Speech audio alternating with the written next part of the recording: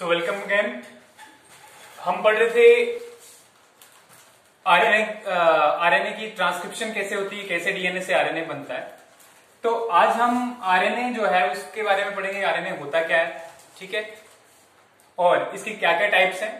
तो सबसे पहले जब आपने डीएनए पढ़ा तो DNA was a double helix structure. DNA में क्या था, 2 स्ट्रैंड्स थे, लेकिन आरएनए में जो हम आज आरएनए पढ़ने वाले हैं इसमें 2 स्ट्रैंड्स नहीं होते, इंस्टेड इसमें जो है एक ही स्ट्रैंड पाया जाता है, ठीक है। तो आरएनए डिफरेंट टाइप्स के होते हैं। उससे पहले सबसे पहले आरएनए की प्रॉपर्टीज के बारे में थोड़ा जान लेते हैं कि आरएनए होता क्या है। आरएनए एक मैसेंजर मॉलिक्यूल है, इसके ऊपर जो है कोड्स प्रेजेंट होते हैं। कोड्स क्या प्रेजेंट होते हैं, जैसे मैंने बताया कि डीएनए के ऊपर बेसिस का सीक्वेंस होता है, ठीक है, और 3 बेसिस का सीक्वेंस जो है वो एक कोड बनाता है। क्या बनाता है? कोड बनाता है, और उस जिसको जेनेटिक कोड कहा जाता है। और ये जेनेटिक कोड जो है बाद में ये किसके काम आता है? जेनेटिक कोड आता है प्रोटीन्स के काम, क्योंकि एक जेनेटिक कोड जो है एक अमाइनो एसिड को जो है स्पेसिफाई करता है। समझ में आ गया? तो यहां पे क्या है, RNA is a single stranded structure. In some cases it may be double stranded, हो सकता है कभी कभी डबल स्ट्रैंडेड हो। वो क्यों होता है कि जनरली इसमें जो एक ही स्ट्रैंड जो है वो एक दूसरे अपने ही ऊपर जो है कॉइल होता है।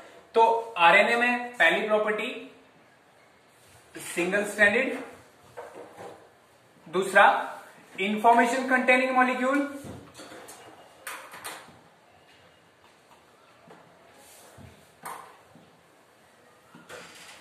ठीक है। और इंफॉर्मेशन किस फॉर्म में होती है? Information in coded form. Coded form में इंफॉर्मेशन प्रेजेंट होती है, और इस कोड को क्या कहते हैं? Code is known as genetic code, जिसको हम आगे पढ़ने वाले हैं, ठीक है। तो आरएनए में जो है, देखिए सपोज कीजिए एक आरएनए में डिफरेंस क्या है, वो डिफरेंस को हम पढ़ेंगे। हमने पेंटोस शुगर पढ़ा जब हम डीएनए को पढ़ रहे थे, तो डीएनए में हमने देखा कि 3 चीजें हैं। सबसे पहला था पेंटोस शुगर। पेंटोस का मतलब होता है 5 कार्बन वाला शुगर, ठीक है। डीएनए के केस में क्या था? डीऑक्सी राइबोस, और यहां पे जो शुगर होगा उसका नाम है राइबोस। देखिए अब इसकी स्ट्रक्चर में बनाता हूं।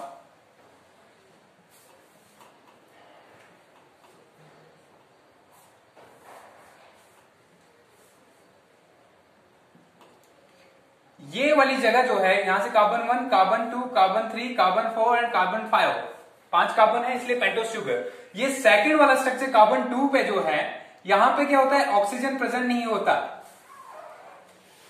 सॉरी ऑक्सीजन जो है प्रेजेंट होता है, OH ग्रुप प्रेजेंट होता है, हाइड्रोक्सिल ग्रुप। किसके केस में? आरएनए के केस में। जबकि डीएनए के केस में ऑक्सीजन नहीं होता, इसलिए इसको डीऑक्सी राइबोस कहा जाता है, ओके।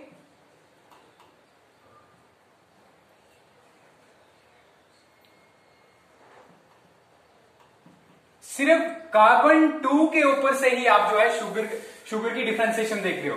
कार्बन 2 के ऊपर अगर OH ग्रुप प्रेजेंट है तो समझ लेना कि कौन सा शुगर है, राइबोस। और अगर कार्बन 2 के ऊपर जो है ऑक्सीजन नहीं है, दोनों H ग्रुप प्रेजेंट है, तो इसको क्या कहते हैं? डीऑक्सी राइबोस, ठीक है। समझ में आ गई? एक ये डिफरेंस है डीएनए और आरएनए में। दूसरा डिफरेंस है बेसिस का। बेसिस का क्या डिफरेंस है? बेसिस में हमने पढ़ा कि 4 टाइप की बेसिस डीएनए में थी, बिल्कुल आरएनए में भी 4 टाइप की ही बेसिस हैं, जो जनरली 2 कैटेगरीज में आती है, प्यूरिन्स और पायरिमिडीन्स में। प्यूरिन्स में जो है हमारा एडेनिन और ग्वानिन आता है, ठीक है, ये प्यूरिन्स के अंदर आता है। जबकि पायरिमिडीन्स के अंदर जो है 3 चीजें आती हैं, थायमीन, साइटोसिन और यूरेसिल। अब इसमें जो थायमीन है ये प्रेजेंट होता है डीएनए के अंदर, और आरएनए के अंदर क्या प्रेजेंट होता है? यूरेसिल, थायमीन की जगह पे। तो ये 2 डिफरेंस हैं डीएनए और आरएनए की स्ट्रक्चर में। देखिए एक स्ट्रक्चर बना के देख लेते हैं आरएनए की।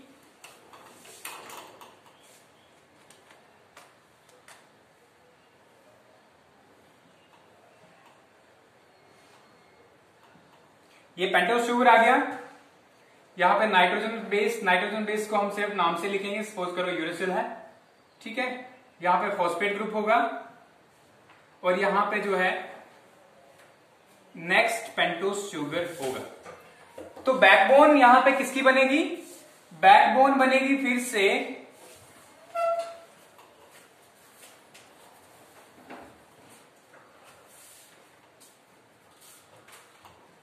ठीक है, फॉस्फेट और शुगर की ही बैकबोन बनेगी। ये भी पेंटोस शुगर है, इसको मैं राइबोस लिखूंगा, आर से राइबोस राइबोस राइबोस, ये तीनों शुगर राइबोस हैं। बीच में जो है फॉस्फेट ग्रुप प्रेजेंट है। और एक जगह यहां पे एक देखो 3'4'5' एंड को एक बार फिर से समझ लो। 3'5' एंड होता क्या है? जहां पे पेंटोस शुगर के ऊपर तीसरा कार्बन खाली हो, यानी उसके साथ जो है आगे चेन खत्म हो जाए, वहां उसके आगे कोई चेन नहीं हो, ये थर्ड कार्बन है, ठीक है, इसको कहते हैं 3' एंड। क्या कहते हैं? 3' एंड। इसको फिर से ध्यान रखो, क्योंकि 5' 3' पोलरिटी आपको तब तक समझ नहीं आएगी जब तक ये क्लियर नहीं होता आपका। तो यहां पे पेंटोस शुगर है हमारे पास, और पेंटोस शुगर के ऊपर कार्बन के बेस पे हम कार्बन नंबर के बेस पे हम जो डिसाइड करते हैं कि 3' एंड है या 5' एंड है। यहां पे देखो ये वाला एंड जो है ये 5 वाला एंड है यहाँ पे, ठीक है। ये 5' एंड जो है कार्बन का वो जुड़ा हुआ है आगे नेक्स्ट चेन के साथ, तो ये 5' यहाँ पे नहीं कहेंगे, इसको हम 3' खाली, इसलिए इसको हम 3' कहेंगे। और यहाँ पे देखो 3' जो है ये जुड़ा हुआ चेन के साथ, और 5' एंड जो है कार्बन वो खाली है, तो इसलिए इसको हम क्या कहेंगे? 5' एंड। ये आरएनए का जनरल स्ट्रक्चर है। अब हर एक जो आपका पेंटोस शुगर होगा उसके साथ क्या जुड़ा हुआ? बेस जुड़ी हुई होगी। और बेसें कौन कौन बेसिस जो है कौन कौन सी होती है? एक एडेनिन होती है, ठीक है, यूरेसिल होता है, साइटोसिन होती है, और ग्वानिन होती है, ठीक है। अब यहां पे पेयरिंग नहीं होती, उस केस में पेयरिंग हुआ करती थी, किस केस में? डीएनए के केस में, क्योंकि डबल हेलिक्स स्ट्रक्चर था, तो यहां पे एक साइड से जो एडेनिन जो है थायमिन के साथ पेयर कर रही थी वहां पे 2 बॉन्ड्स के साथ, और जो है ग्वानिन जो है साइटोसिन के साथ पेयर कर रही थी। लेकिन क्योंकि आरएनए जो है वो एक सिंगल थ्रेड का बना हुआ होता है, मतलब सिंगल जो उसका बना होता है हेलिक्स का, ठीक है, और इसलिए जो है ये सिंगल स्ट्रैंडेड होता है, इसलिए इसमें पेयरिंग नहीं होती, ठीक है। ये तो हो गया अब तक स्ट्रक्चर के बारे में, आरएनए का स्ट्रक्चर कैसा है। अब कोडान क्या होता है, इसके ऊपर कोड्स क्या होते हैं? जैसे करके ये पेंटोस शुगर है, पेंटोस शुगर के ऊपर जो है यूरेसिल है, फिर एडेनिन है, फिर ग्वानिन है, ठीक है, फिर ये एडेनिन है, फिर साइटोसिन है। ये जो है बेसिस का सीक्वेंस है एक आरएनए के ऊपर। अब ये जो 3 बेसिस होंगी ये कोड्स बनाएंगे। ये कोड्स किसके लिए होते हैं? ये डिफरेंट अमाइनो एसिड्स के लिए होते हैं। डिफरेंट अमाइनो एसिड्स जो है इन 3 कोड्स के हिसाब से एक अमाइनो एसिड जो है कोड होता है, और वो अमाइनो एसिड बाद में आगे जाके पॉलीपेप्टाइड चेन बनाता है जिसको हम प्रोटीन्स कहते हैं, ठीक है, ओके। तो यहां तक हो गया। देखिए आप टाइप्स ऑफ आरएनए देखेंगे, शॉर्ट में देखेंगे आरएनए की स्ट्रक्चर को, जो है यहां पे मैंने टीआरएनए ट्रांसफर आरएनए बना दिया है, ठीक है। तो हम शॉर्ट में देखेंगे क्योंकि टीआरएनए को हम पढ़ने वाले हैं फिर से प्रोटीन सिंथेसिस के अंदर, जिसको हम ट्रांसलेशन का प्रोसेस कहते हैं।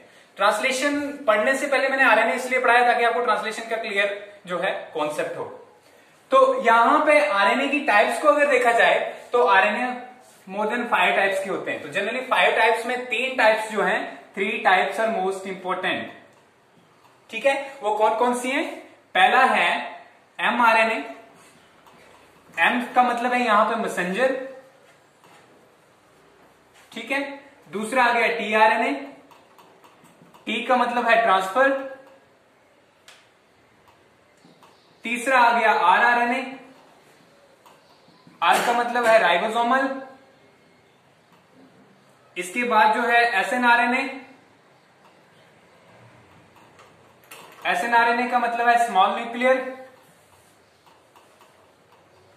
इसके बाद है एससीआरएनए, इसका मतलब है स्मॉल साइटोप्लाज्मिक, ठीक है। इसके अलावा जो है और भी हो सकता है, ठीक है, जैसे जीनोमिक आरएनए हो सकता है,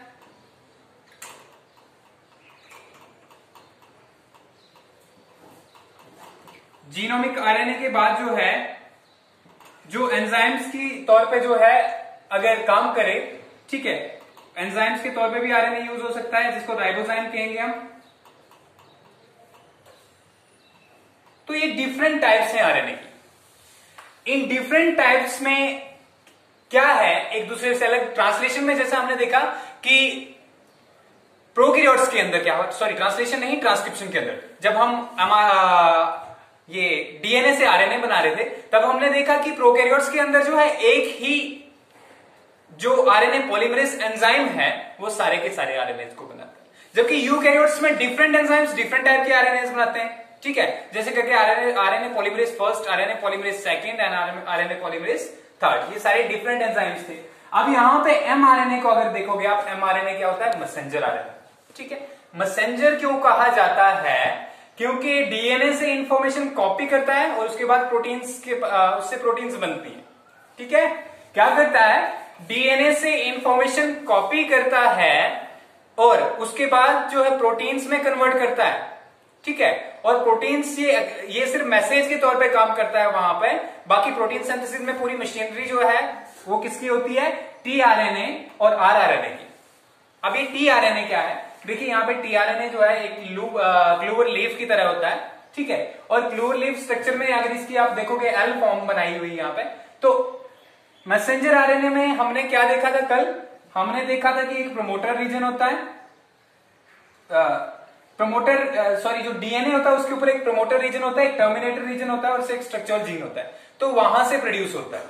ठीक है, तो यहां से जब ये आरएनए बनता है यहां पे एमआरएनए, तो उसको एचएनआरएनए कहते हैं शुरू में, अगर यूकैरियोट्स की बात करें तो। एचएनआरएनए का मतलब है हेटेरोजेनस न्यूक्लियर आरएनए। तो इसके बाद जब इसकी प्रोसेसिंग होती है तो उसके बाद जो है ये मैच्योर एमआरएनए बनता है। और मैच्योर एमआरएनए बनने के लिए तीन चीजों के लिए मैंने बताया था आपको कि मैच्योर एमआरएनए के अंदर जो है पहले जो है एचएनआरएनए होता है, उसके अंदर अनवांटेड सीक्वेंसेस होते हैं जिनको हम इंट्रॉन्स कहते हैं। इंट्रॉन्स को रिमूव करने के लिए स्प्लाइसिंग का प्रोसेस होता है, जिसके बाद एक्सॉन्स को जोड़ा जाता है। तो एक्सॉन्स जैसे ही जुड़ जाते हैं तो हमारे पास जो है क्या बनता है? एमआरएनए। अब वो एमआरएनए जो है ये एंडोन्यूक्लियसिस और एक्सोन्यूक्लियसिस, वो दो टाइप के एंजाइम्स हैं जो आरएनए को ब्रेक डाउन करते हैं। आधे सेंटर से काटते हैं और आधे साइड से। ठीक है, एंडो और एक्सो के बेसिस पे समझ लो, एंडो मींस इंटीरियर और एक्सो मींस आउटसाइड। ठीक है, तो यहां से जो है इससे बचने के लिए आरएनए के ऊपर कैपिंग और टेलिंग की जाती है। ठीक है, मिथाइल गोनोसिन ट्राइफॉस्फेट की कैप फाइडर एंड पे ऐड की जाती है, जिससे जो है एंडोन्यूक्लियसिस से बचते हैं। ठीक है, इसी तरीके से जो एडिनाइलेट जो रेजिड्यूज ऐड किए जाते हैं 3' एंड पे, जिससे क्या होता है? उससे एक्सोन्यूक्लियसिस की एक्टिविटी से बचा जाता है। ठीक है, तो ये मैसेंजर आरएनए के लिए था। अब टीआरएनए क्या है? टीआरएनए से पहले हम राइबोसोमल आरएनए को देखते हैं, पहले आरआरएनए को, कि आरआरएनए होता क्या है।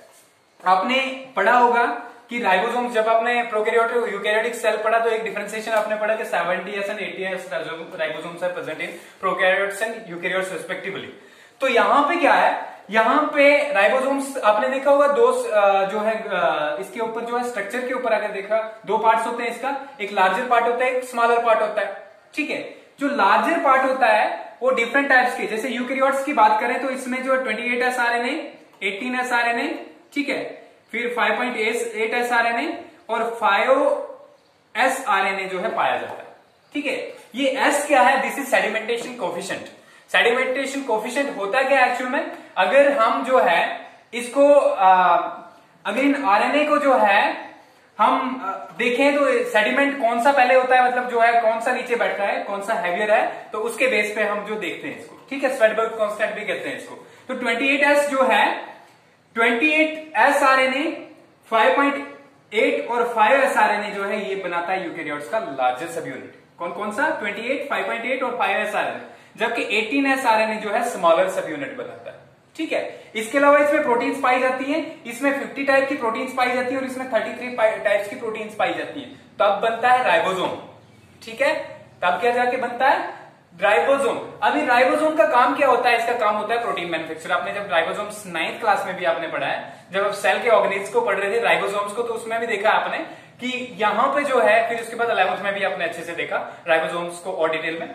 तो यहां पे होता है क्या? राइबोसोम का काम होता है प्रोटीन्स को मैन्युफैक्चर करना, लेकिन वो प्रोटीन्स मैन्युफैक्चर होती कैसे हैं? अब हमने एमआरएनए के बारे में देखा, एक एमआरएनए बन गया, कल हमने ट्रांसक्रिप्शन से प्रोसेस से देखा कि आरएनए कैसे बना।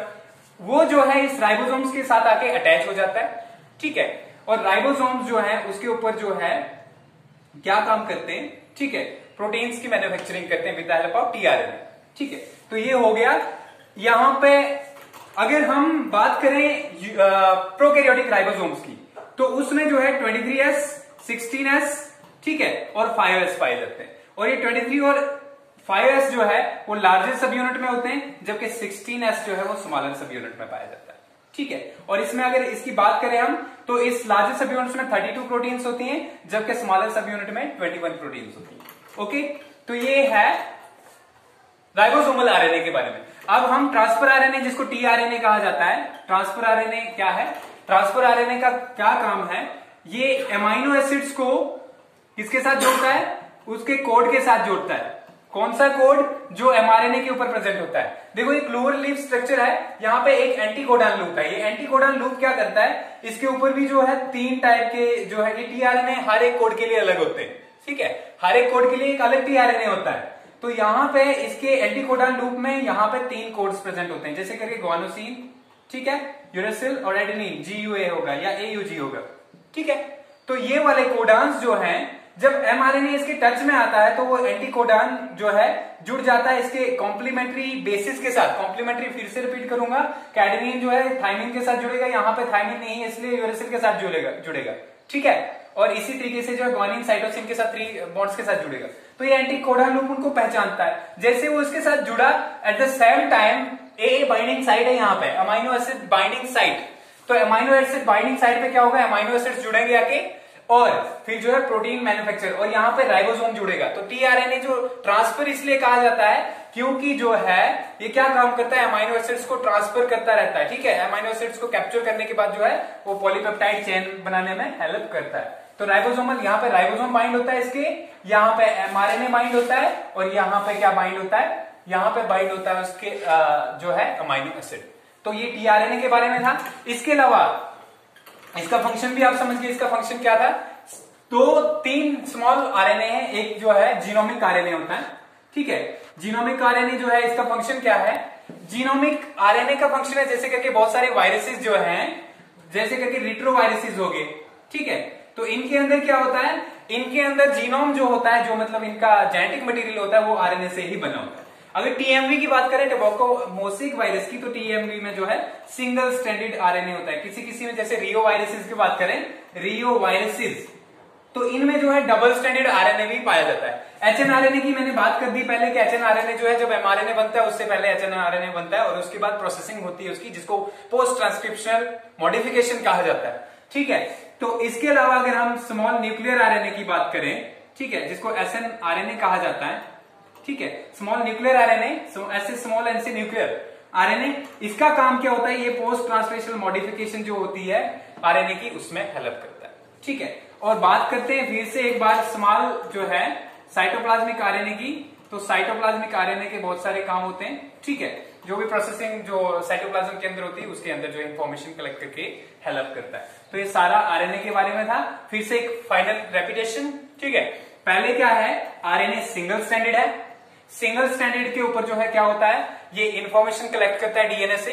ठीक है, और उसको कॉपी करके जो है प्रोटीन्स या जो है जो भी इंफॉर्मेशन होगी उसमें कन्वर्ट करता है। आरएनए बहुत सारे टाइप के होते हैं, जैसे करके एमआरएनए हो गया, टीआरएनए हो गया, M for messenger RNA, T for transfer RNA. Messenger RNA जो है वो जो है प्रोटीन्स के लिए मैसेज लेके जाता है। जब जो है प्रोटीन्स बनानी होती है तो उसके लिए उसके ऊपर सारी इंफॉर्मेशन कोडेड फॉर्म में लिखी हुई होती है।